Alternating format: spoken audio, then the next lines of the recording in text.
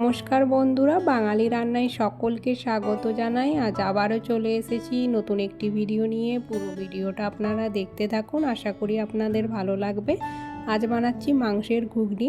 ফ্রিজে অল্প মাংস ছিল, তো এই মাংস দিয়ে কি করব, তাই আজ মাংসের ঘুগনি বানাচ্ছি। অল্প মাংসতেই হয়ে যাবে। তো এখানে ঘুগনি বানানোর জন্য প্রথমে মটর কলাইটা কিন্তু আগে থেকে আমি ভিজিয়ে রেখেছিলাম।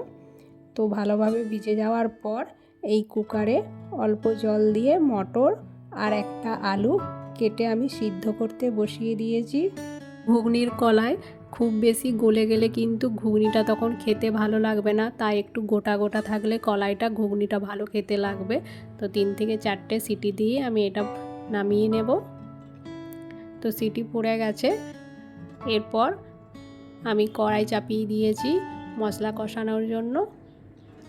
প্রথমে দিয়ে দিচ্ছি কড়াইয়ে সর্ষের তেল 3 চামচের মতো, গোটা জিরে হালকা ভাজা হয়ে এলে এরপর দিয়ে দেব পেঁয়াজ কুচি।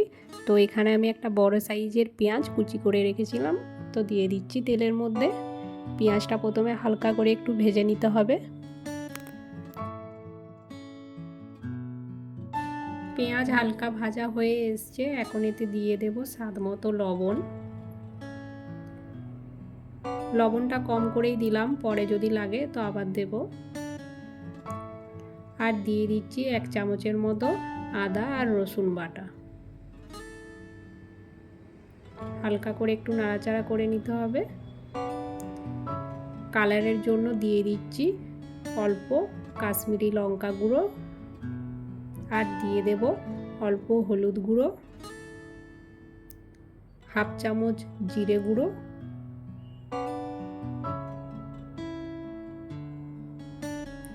আর দিয়ে দেব টমেটো কুচি।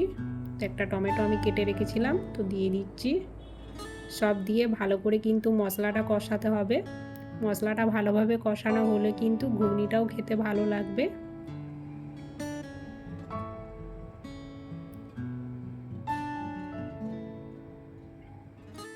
এখন এতে মাংস দিয়ে দিতে হবে। তো এখানে আমি বোনলেস মাংস নিয়ে নিয়েছি।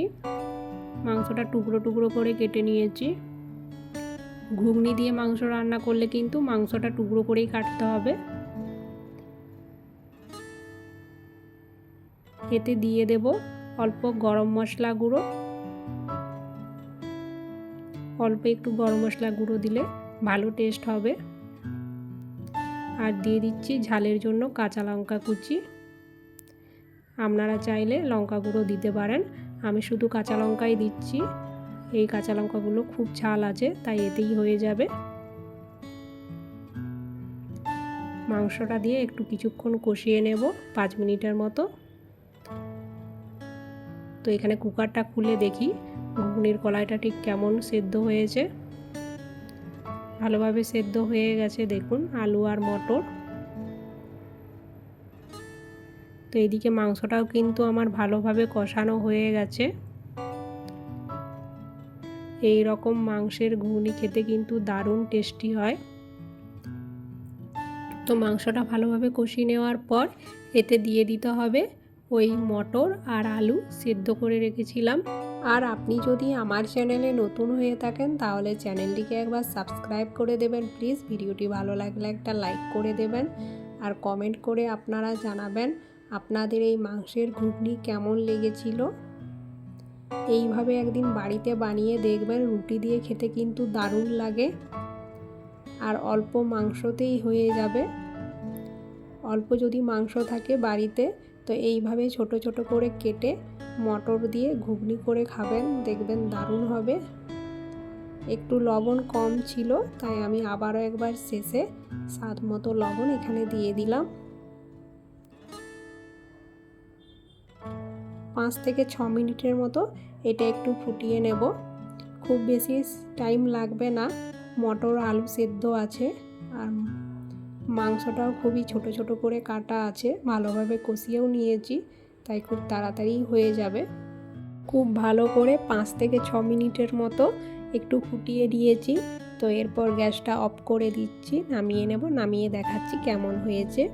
তো আজকে আমি এই মাংসের ঘুগনি রুটি দিয়ে খাবো, তাই রুটি নিয়ে নিয়েছি আর একটা বাটিতে নিয়ে নিচ্ছি ঘুগনি।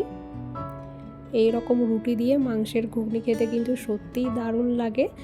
আর আজকের এই ঘুগনির রেসিপিটি কিন্তু খুবই ভালো হয়েছিল, খেতে খুবই টেস্টি লেগেছিল। বন্ধুরা, আপনাদের এই ভিডিওটি ভালো লাগলে চ্যানেলটিকে একবার সাবস্ক্রাইব করে দেবেন প্লিজ।